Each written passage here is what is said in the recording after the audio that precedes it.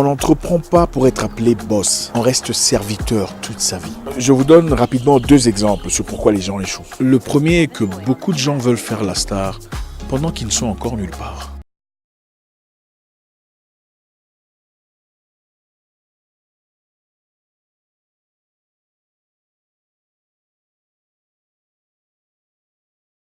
Vous savez, devenir entrepreneur ne veut pas dire créer une entreprise fabuleuse, radieuse, prestigieuse. Entrepreneuriat ne veut pas dire flamboyant. Beaucoup de personnes ont peur d'essayer parce qu'ils veulent créer beaucoup trop. Beaucoup de personnes échouent parce qu'ils ne comprennent pas tout à fait le sens de l'entrepreneuriat. On ne se lance pas pour élever son statut social, on se lance pour rendre un service. On n'entreprend pas pour être appelé boss, on reste serviteur toute sa vie. Je vous donne rapidement 2 exemples sur pourquoi les gens échouent. Le premier est que beaucoup de gens veulent faire la star pendant qu'ils ne sont encore nulle part.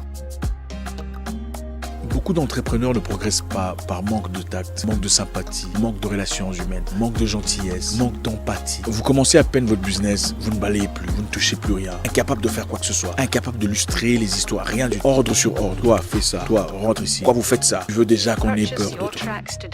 Tu veux que les employés soient effrayés en ta présence pendant que tu n'es incapable de faire quoi que ce soit sans eux. Ton business n'ira pas très loin si tu n'es pas ouvert à l'opinion de tes employés. Tu es l'initiateur, le concepteur, le promoteur, mais c'est eux qui voient les détails que tu ne vois pas. Barricader leur voix serait un acte suicidaire à ton entreprise. Trop de gens sont impulsifs, réactifs, émotionnels, incapables de gérer un client difficile. Sitôt qu'ils font face à une personne capricieuse, irascible, pète les plombs. Le client n'est pas votre ami, c'est votre patron. Nous vivons déjà dans une société où la plupart des gens ne veulent vous voir émerger. Alors ne leur donnez pas une raison de justifier leur absence. Oui, beaucoup de personnes viendront pour te tester dans une atmosphère exiguë, tirant des paroles malveillantes, méchantes, dénigrant ton produit, dans le seul but de te faire craquer. Certains vous diront que vos produits viennent de Chine, c'est moins cher chez les voisins, ce n'est pas original, c'est du plastique. Les gens viennent sur mon site, achètent un livre à 20 € et pensent qu'ils peuvent déjà insulter l'administrateur. Mais on comprend, bon entrepreneur n'est pas impulsif, il maîtrise ses sentiments. Il sait comment séparer ses émotions personnelles de son entreprise. Quereller avec le client pour prouver un point et satisfaire son ego. Vous perdez un client, c'est vous qui perdez. Lui, il peut aller n'importe où.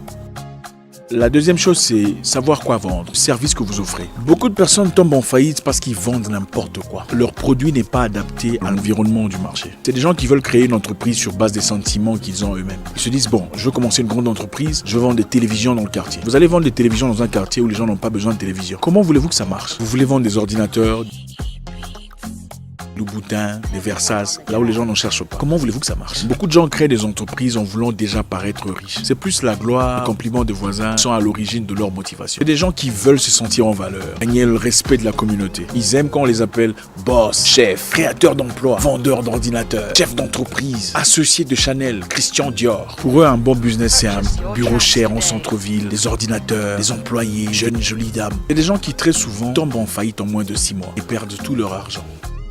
Je vais vous raconter l'histoire. Un ami à moi était issu d'une famille modeste, très modeste. Il a fait quelques années en Europe et se décida de rentrer en Afrique pour poursuivre son rêve. Son rêve était, contrairement à plusieurs jeunes, vendre du charbon. Il vendait du charbon, en tout cas très bien emballé, à la communauté autour de lui. Les clients étaient de la basse classe, okay? Des gens qui n'avaient vraiment pas d'argent, rien du tout. Et il vendait en masse son produit. Tout le monde en voulait, parce que c'était moins cher, c'était du charbon. Tout le monde avait besoin du charbon dans ce quartier. Tout le monde dans son environnement avait besoin du charbon pour cuisiner. Et il a fait beaucoup d'argent comme ça. Il y avait peu d'argent qui venait, mais très régulièrement.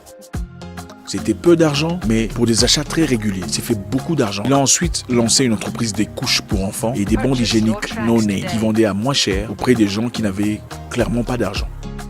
C'était moins cher, mais les ventes étaient très régulières. Et il s'est fait beaucoup d'argent. Comparé à ces personnes qui avaient besoin de faire une entreprise de vente de voitures, de vente d'ordinateurs, ou de vente de Dior, qui à la fin du mois ne produisait pas autant d'argent et tombait en faillite. Ce monsieur avait compris un principe très simple. On vend au client pas ce qu'on a envie de lui vendre, mais on vend au client ce qu'il est déjà en train de chercher. Votre rêve est de vendre du caviar. Vous voulez m'en vendre. Vous allez devoir me convaincre pourquoi je dois acheter du caviar. Que je n'en ai pas besoin. Moi, j'ai besoin du poisson, de la viande, des maniocs. Toi, tu veux me vendre caviar à ce prix-là. Pourquoi? Il est plus facile de me vendre des bananes parce que j'en mange chaque jour. Plus facile de me vendre des maniocs parce que j'en mange chaque jour. De me vendre du foufou à moins cher parce que c'est mon aliment de lundi à dimanche. Il ne s'agit pas d'ouvrir une entreprise qui vous plaît. Il s'agit d'ouvrir une entreprise qui est au service de la clientèle. Une entreprise qui rendrait la vie facile aux gens autour de vous. Oui, c'est comme ça. J'ai vu un jeune Nigérian dans un petit restaurant négligeable. C'était son entreprise. Il y a mis toute sa force, toute son énergie. Toujours présent, faisait tout le travail que personne ne voulait faire. Capable de tout faire, de cuisiner, de balayer, de tout. Son entreprise n'est pas impressionnante. Pas d'éclat, pas de glamour. Il vend des petits plats à moins cher. Mais à la fin du mois, il se fait plus de 15 000 $. Le genre d'entreprise que beaucoup de personnes, surtout dans la jeunesse, n'oseraient faire. Parce que ce n'est pas très glamoureux. Ce n'est pas trop ce qu'il représente. Mais cet homme se fait plus de 15 000 $ à la fin de chaque mois. C'est bien d'avoir les idées. Mais c'est mieux d'avoir le caractère requis.